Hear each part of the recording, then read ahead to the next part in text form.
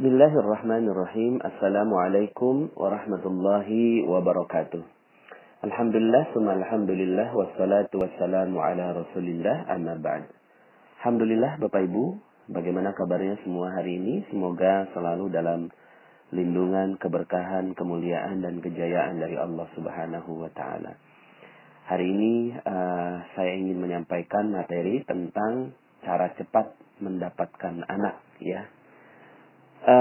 Begini Bapak Ibu, anak itu sebenarnya adalah hak Allah Subhanahu wa Ta'ala, ya. Dia yang memberikan, dia yang mengambil, dia yang menetapkan lelaki atau menetapkan perempuan. Yahabu liman yasha'u inasa wa yahabu liman yasha'u dzukur. Jadi sebenarnya Allah Subhanahu wa Ta'ala ingin membuat kita mendapatkan ketenangan dalam urusan anak ini.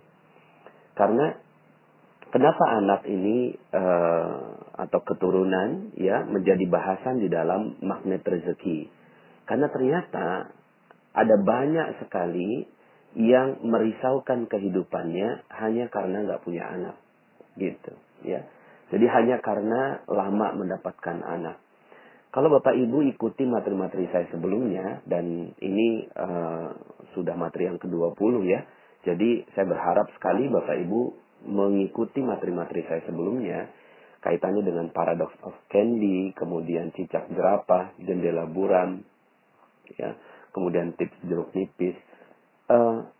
Semua hal yang berkaitan dengan harta, ya, berkaitan dengan rezeki, ya, berupa harta maupun berupa anak, ya, itu terkadang membuat kita malah menjauhkan diri kita dari Allah Subhanahu wa Ta'ala. Karena kita yang menetesi seluruh tubuh kita dengan jeruk nipis, nggak terima dengan ketidakmampuan kita, ketidaksempurnaan kita, padahal Allah Subhanahu wa Ta'ala tetapkan bayi jerapah, ya, lahir langsung ditendang, ditendang lagi, naik lagi, ditendang lagi. Ini adalah Allah Subhanahu wa Ta'ala ingin menetapkan bahwa kita terima dengan apapun ketetapan Allah Subhanahu wa Ta'ala. Nah, maka saya memasukkan urusan anak ini menjadi bagian dari yang membuat kita resah, gelisah, sama seperti punya hutang, punya piutang. Makanya kenapa itu juga harus diselesaikan. Agar apa? Agar harta kita terbaik, harta kita terbesar, harta kita teragung, yaitu ketenangan batin, itu tidak hilang dari diri kita. Ya, ada banyak sekali orang di luar sana yang nggak punya anak, lalu kemudian gelisah. Hey, anak itu kan urusannya Allah. Kita nggak punya hak apapun. Ya, kita nggak punya hak apapun, kita tidak bisa meminta apapun kepada Allah Subhanahu wa Ta'ala terhadap urusan rezekinya. Dia yang memberikannya. Cuma memang gitu ya, Allah berikan kesempatan kepada kita untuk berharap, ya. Tapi bukan dengan menuntut Allah Subhanahu wa Ta'ala agar kita memiliki anak. Jadi clearkan dulu di sini, ya. Bagi Anda yang ingin memiliki anak gitu ya, clearkan dulu di sini bahwa ini bukan sedikit pun hak kita, ya. Bahkan sungguh ajaib sekali channel ini, ya. Sebelum saya sampaikan materi tentang cara cepat punya anak, ada yang sudah bertestimoni. Jadi testimoninya sebelum materinya disampaikan, ya. Ternyata ketika beliau menjalankan, ya, materi-materi sebelumnya, subhanallah, malah positif hamil gitu ya. Kenapa? Karena kegelisahan, kegalauan, kekhawatiran gak punya anak dan lama punya anak ini adalah salah satu sebab kenapa akhirnya Allah juga tahan, ya. Allah tahan kita untuk tidak mendapatkan anak, ya. Jadi sifatnya mirip dengan rezeki-rezeki yang lain, ya. Yang penting sebenarnya bukan anaknya, ya. Yang penting adalah apakah Anda batinnya tenang, Anda bisa gitu ya menghancurkan perisai rezeki Anda, ya. Lalu kemudian melakukan prosesnya dengan proses-proses yang baik gitu ya. Jadi kalaupun memang ditakdirkan Anda punya anak, itu baik gitu. Itu itu baik, sangat baik. Nanti akan ada materi tersendiri tentang mensyukuri kehadiran anak gitu ya. Tapi kalaupun Anda tidak diberikan anak, itu pun baik, ya. Karena urusan orang yang beriman itu semuanya baik, ya. Jadi tinggal bagaimana kita melakukan semua prosesnya itu dengan sebaik-baiknya. Nah, Allah ingin kita berkaca dengan beberapa kisah di dalam Al-Quran, ya. Di dalam Al-Quran yang tersebar itu banyak sekali kisahnya tentang Nabi Zakaria, ya, Nabi Zakaria. Dan uniknya, ya, kisah tentang Nabi Zakaria yang memiliki anak ini dihubungkan dengan rezeki, ya. Yuk kita sama-sama bahas. Dalam surat Ali Imran ayat 37, Allah Subhanahu wa taala berfirman, "Fataqabbalaha rabbuha biqabulin hasani wa anbataha nabatan hasana wa kaffalaha Zakaria." Ya. Maka Tuhannya menerimanya sebagai nazar dengan penerimaan yang baik dan mendidiknya dengan pendidikan yang baik, dan Allah menjadikan Zakaria sebagai pemelihara bagi Maryam, ya. Ini dalam keluarganya Ali Imran, ya. Jadi Zakaria yang diperkenankan untuk merawat Maryam ketika itu ada undian dan seterusnya. Nah, uniknya adalah Maryam ini adalah wanita yang suci dan ajaib, ya. Suci dan ajaib, ya. Makanya sangat-sangat mulia Siti Maryam ini di sisi Allah Subhanahu wa taala, ya. Salah satu kemuliaannya adalah kullama dakhala 'alaiha Zakaria al-mihrab wajada 'indaha rizqa, ya. Setiap Zakaria masuk untuk menemui Maryam di mihrab, ia dapati makanan di sisinya, ya. Nah, makanya saya sering menghubungkan antara mihrab dengan rezeki, antara ketenangan batin dengan rezeki, ya. Antara kedekatan dengan Allah dengan rezeki. Dan batas antara rezeki kita dengan diri kita adalah penghalangnya kita dengan dosa-dosa kita. Dosa-dosa kita itu apa? Yang nggak tenang itu. Sama dengan urusan memiliki anak. Kalau kita nggak tenang, itulah perisai kita, gitu ya. Nah, kemudian kata Maryam,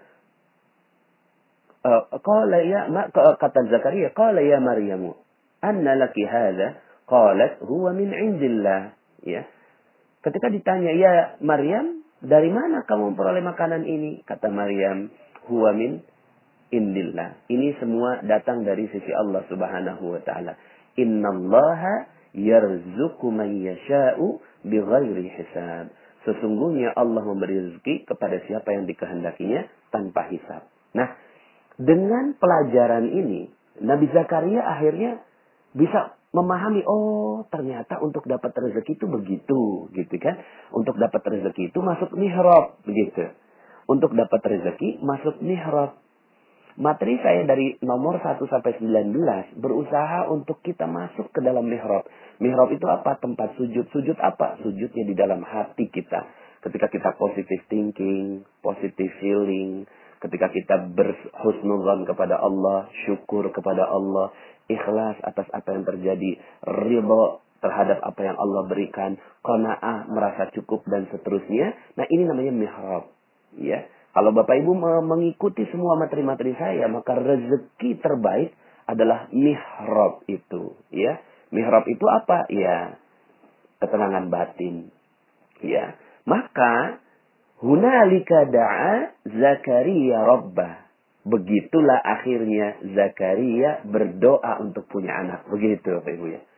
Jadi subhanallah, di sanalah Zakaria akhirnya berdoa kepada Tuhannya. Nah, kalau tadi Maryam itu rezekinya makanan, maka Zakaria ingin meminta rezeki berupa anak.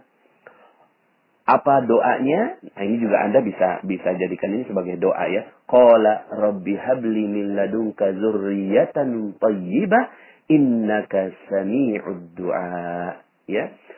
Saya ulangi, rabbi habli min ladunka dzurriyyatan thayyibah innaka sami'ud du'a. Sekali lagi.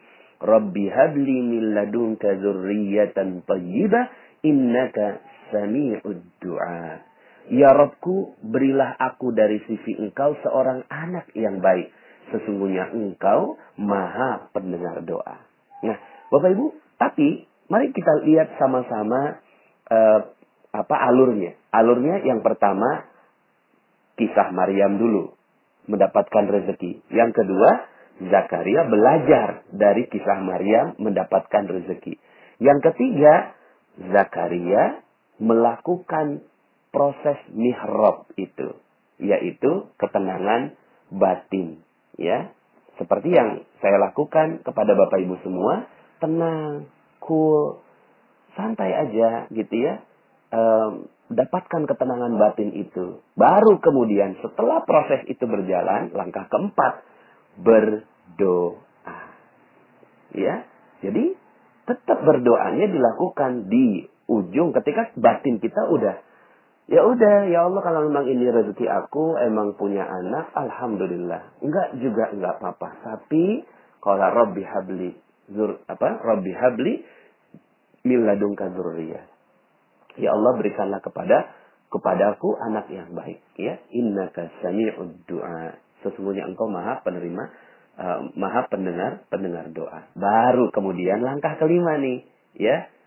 Siapa yang mengabarkan? Malaikat. Fanadatul malaika wa huwa qa'imun yusalli fil mihrab. Nah, sekali lagi, yusalli fil mihrab, dia tetap berada di dalam mihrabnya. Kemudian malaikat Jibril memanggil Zakaria sedangkan ia tengah berdiri melakukan salat di mihrab. Artinya, keadaan untuk terus berada dalam ketenangan batin, dalam kedekatan dengan Allah, dalam husnuzan kepada Allah, itu terus dilakukan. Baru kemudian malaikat datang saat Nabi Zakaria juga sedang melakukan proses pemurnian itu. Baru kemudian, ya, akhirnya, ya, malaikat Jibril mengatakan, Annallaha yubashiruka biyahya musaddiqan bi kalimatin minallah wa sayyidan wa hasuran wa nabiyyan minas salihin. Subhanallah. Sesungguhnya Allah menggembirakan kamu dengan kelahiran Yahya, ya, alaihi salam, yang membenarkan kalimat yang datang dari Allah, menjadi ikutan, menahan diri dari hawa nafsu, dan seorang nabi yang termasuk keturunan orang-orang yang soleh. Nah, Bapak Ibu, akhirnya doanya Nabi Zakaria itu dikabulkan oleh Allah Subhanahu wa Ta'ala, ya. Nabi Zakaria akhirnya dikabulkan oleh Allah doanya, ya. Kenapa itu dikabulkan doanya? Bagaimana prosesnya? Itu tadi, gitu kan? Prosesnya ketika beliau tenang. Nah, kalau dalam materi sebelumnya saya katakan bahwa doa kita untuk dapat rezeki itu khairur razikin, ya, Bapak Ibu, ya. Khairur razikin. Nah, uniknya untuk anak, ya, kita juga mendoakan dengan format yang mirip, yaitu khairul warisin. Yuk sama-sama, ya, bagi Anda yang mau benar-benar memiliki anak, bisa bacakan doa ini, ya. Ini dalam surat Al-Anbiya ayat 89, ya. Wa Zakaria iznada rabbah, ya. Nih doanya, Rabbi la tazarni fardan wa anta khairul warisin. Rabbi la tazarni fardan wa anta khairul warisin. Ya Tuhanku, janganlah Engkau membiarkan aku hidup seorang diri, ya. Janganlah Engkau membiarkan aku hidup seorang diri. Minta sama Allah. Sekali lagi, proses memintanya, ini meminta di tahap yang keempat, ya. 1, 2, 3-nya silakan dilalui, ya. Dan mudah-mudahan proses ini Anda bisa lakukan, dan mudah-mudahan setelah ini Anda juga dimudahkan oleh Allah untuk memiliki seorang anak, ya. Rabbi la tazarni fardan wa anta khairul warisin. Ya Tuhanku, janganlah Engkau membiarkan aku hidup seorang diri, dan Engkaulah waris yang paling baik, pemberi waris yang paling baik. Nah, Bapak Ibu yang dirahmati Allah Subhanahu wa Ta'ala, dalam ayat lain, dalam surat As-Saffat ayat 100, ini juga adalah contoh doanya untuk mendapatkan anak, ya. Dan ini doanya Nabi Ibrahim alaihissalam, ya. Apa doanya? Rabbi habli minas salihin. Rabbi habli minas salihin. Ya Tuhanku, anugerahkanlah kepadaku seorang anak yang termasuk orang-orang yang saleh. Ya, Rabbi habli minas salihin. Nah, Bapak Ibu, ya, jika proses ini betul-betul dijalankan dengan baik, ya, jika proses ini dijalankan dengan baik, Allah ridho. Allah senang sekali melihat, ya. Allah senang sekali melihat hamba yang berharap kepadanya. Tapi berharapnya itu bukan dengan kegelisahan. Bukan dengan ditetes dengan jeruk nipis, gitu kan. Bukan dengan tidak terima karena dijatuhkan oleh Allah. Ya. Bukannya dia dalam keadaan yang menjauh dari Allah. Tidak berada di dalam tempat sujud, gitu kan. Tidak berada di dalam mihrab. Bukan. Tapi kalau Anda betul-betul ingin mendapatkan anak yang soleh, yang benar, karena anak ini bukan cuma sekedar hasil dari pertemuan biologis ya Bapak Ibu ya, tapi anak ini adalah karunia dari Allah Subhanahu wa taala. Karena ya ajaib gitu ya. Profesor mana yang bisa membuat penelitian di dalam sebuah ruang gelap? Enggak ada. Profesor mana di seluruh dunia enggak ada yang bisa membuat percobaan di ruang yang gelap, ya. Satu. Apalagi ruangnya sempit gitu. Ruangnya sempit. Ya. Kalau ruangnya agak lebar, gelap, mungkin masih ada sedikit kemungkinan. Tapi kalau seandainya ruangnya sangat-sangat sempit dan tidak ada ruang gitu ya. Lalu kemudian di situ ada kegelapan dan kemudian tercipta sebuah proses. Itu bukan lagi hasil ilmiah yang bisa difikirkan Bapak Ibu. Ini nggak bisa diilmiahkan. Oh pakai ini nggak bisa diilmiahkan. Itu keajaiban. Anak itu adalah keajaiban dari Allah Subhanahu wa taala. Maka betul-betul ya kita memintanya bukan kepada yang lain tapi memintanya kepada Allah Subhanahu wa taala ya. Jika seandainya Anda diberikan, maka bersyukur kepada Allah Subhanahu wa taala. Mudah-mudahan anaknya ini bisa menjadi khairul warisin, ya, menjadi sebaik-baik pewaris bagi kita. Kemudian kalau jika diberinya lama, maka bisa jadi Allah ingin agar kita berkarya berdua, ya. Berdua menikah lalu kemudian berkarya gitu ya.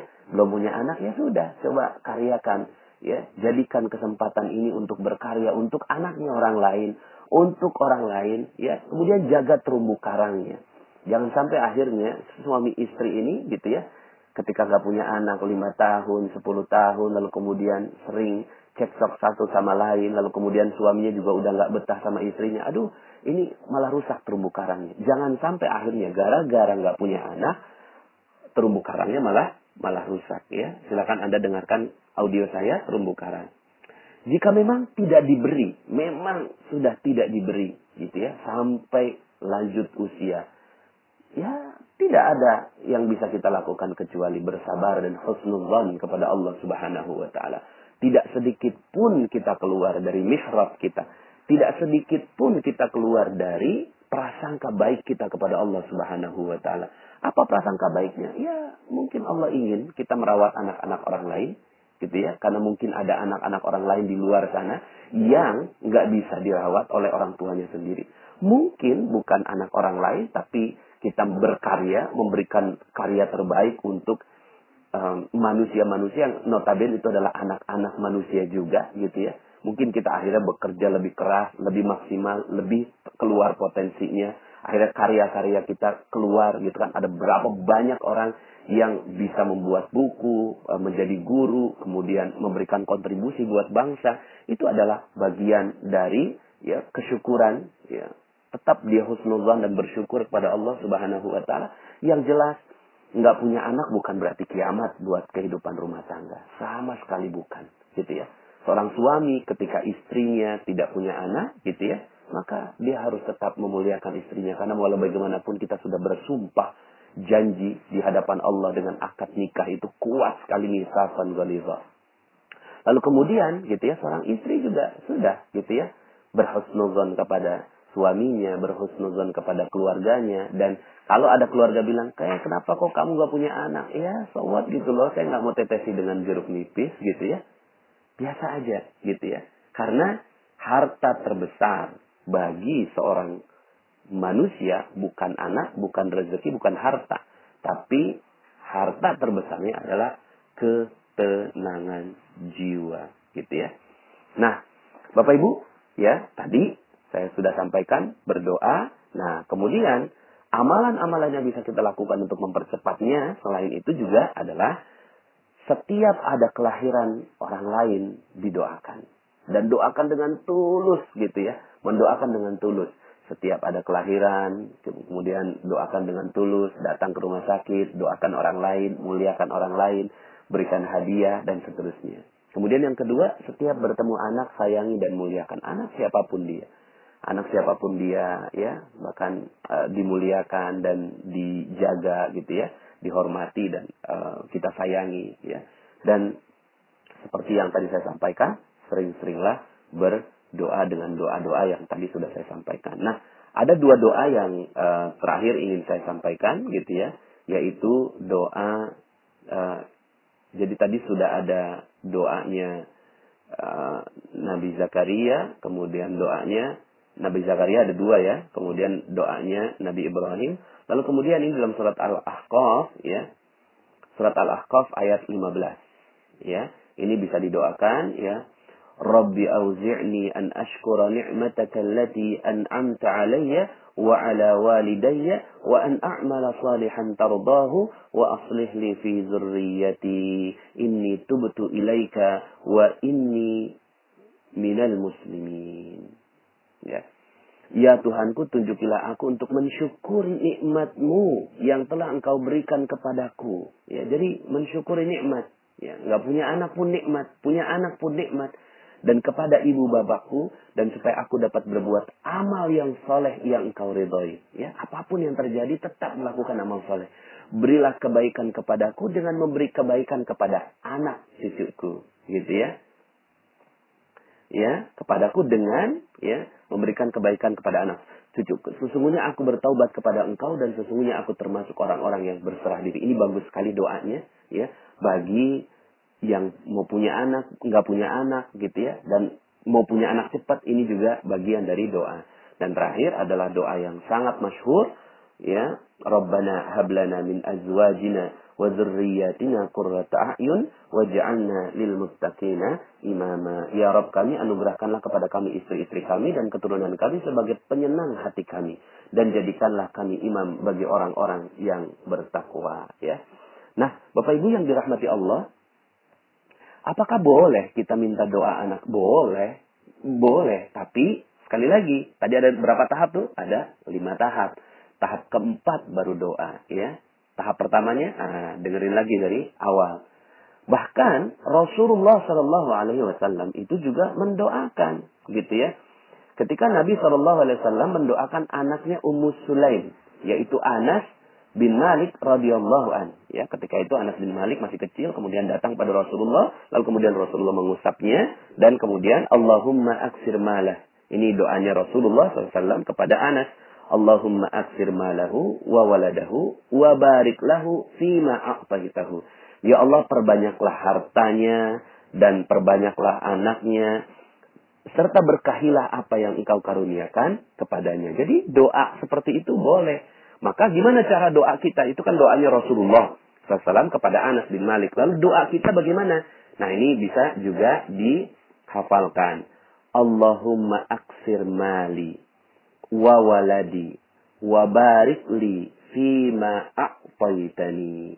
Sekali lagi, Allahumma aksir mali wa waladi wa barik li fima a'taitani. Ya Allah, perbanyaklah harta, perbanyaklah anakku, serta berkahilah karunia yang Engkau beri. Mudah-mudahan dengan amalan-amalan seperti ini, Allah Subhanahu wa Ta'ala mempercepat proses anak Anda dilahirkan ke muka bumi ya. Semoga dengan cara ini Anda bisa mendapatkan zurriyatan thayyibah, anak keturunan yang baik yang akan menjadi pewaris kita. Ya, pewarisnya bukan hanya pewaris, bukan pewaris harta ya Bapak Ibu ya, tapi pewaris kebaikan bagi Anda dan keluarga Anda. Semoga ya dengan langkah-langkah ini, yang pertama ya belajar dari orang yang mendapatkan rezeki. Dan ini prosesnya Anda sudah lakukan dengan benar dengan mengikuti channel Telegram ini, dan juga belajar kepada guru-guru yang ada di sekitar Anda, juga guru-guru yang mulia. Anda muliakan mereka semua nih, belajar dengan proses pencarian rezeki. Yang kedua gitu ya, yang kedua adalah dengan memahami bahwa ya rezeki itu datangnya dari Allah Subhanahu wa taala, begitupun juga anak.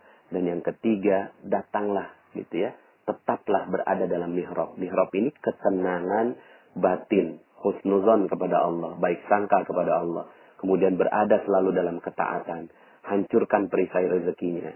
Kemudian jangan tetes dengan jeruk nipis. Kemudian jendela buramnya dibuka. Lalu bersyukur kalau seandainya harus menjadi cicak dan jerapah, gitu ya.